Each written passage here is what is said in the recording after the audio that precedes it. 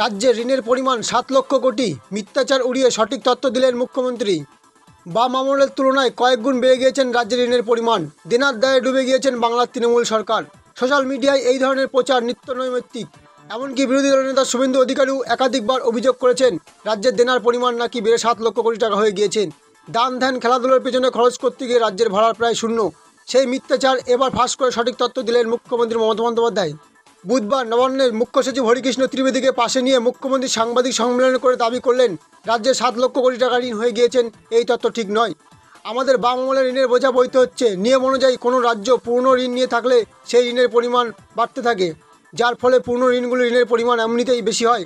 অন্ধ্রপ্রদেশ বা তেলেঙ্গানার মতো নতুন করে তৈরি হওয়া রাজ্যের ঋণের পরিমাণ অনেকটা কম, কারণ এই রাজ্যগুলোকে পুরনো ঋণ বইতে হয় না।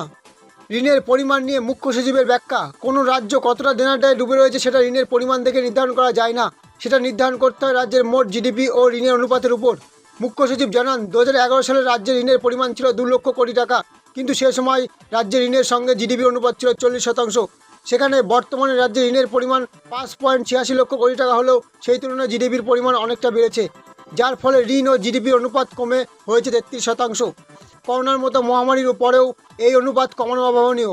মুখ্য সচিবের দাবি, বাংলার সরকার ভালো ঋণ ব্যবস্থাপনার সুবাদেই ঋণের অনুপাত নিয়ন্ত্রণ করা সম্ভব হয়েছে। খেলামেলার পিছনে খরচ করতে গিয়ে পরিকাঠামো খাতে উন্নয়ন করতে পারছে না সরকার। বিরোধীদের এই অভিযোগ এদিন খণ্ডন করতে মুখ্য সচিব তিনি জানিয়েছেন, 2011 সালে যেখানে বাংলার পরিকাঠামোর খাতে বরাদ্দ ছিল মাত্র 2200 কোটি টাকা, সেখানে বর্তমান পরিকাঠামোর খাতে খরচ রয়েছে 35,000 কোটি টাকা, অর্থাৎ 15 গুণ বেড়েছে। দেনার পরিমাণ নিয়ে এদিন কেন্দ্রকে পাল্টা দিয়েছেন মুখ্যমন্ত্রী। তিনিও বলেন যে রাজ্যে যত বেশি জিডিপি সে রাজ্যের ঋণের পরিমাণ বেশি হয়।